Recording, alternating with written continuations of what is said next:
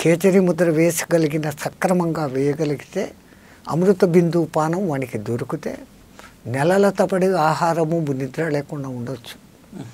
విశ్వామిత్రుడు రామచంద్రుల వారికి చెప్పిన విద్యలు ఉన్నాయి కదా, బల అతి బల, ఆ రెండు ఇతనికి సిద్ధిస్తాయి. తద్వారా తను ఇంకా యోగం బాగా చేయగలడు, ధ్యానంలో కూర్చొని సమాధి స్థితిలోకి పోగలడు. తన సంకల్పంతో నిర్వికల్ప సమాధి, సవికల్ప సమాధి రెండిట్లో కూడా తాను ప్రావీణ్యం సంపాదించవచ్చు.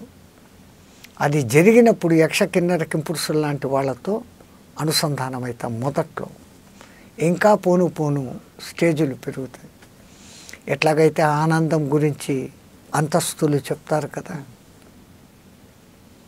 ఒక మనుష్యానందం ఇంత, గంధర్వానందం ఇంత, దైవానందం, బ్రహ్మానందం.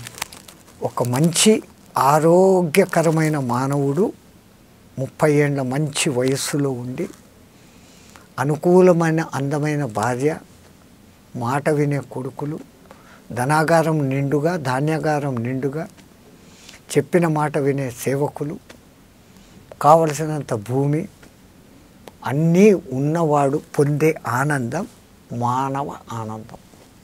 ఇన్ని ఉండి దీనికి నూరింతలు మానవ గంధర్వ ఆనందం,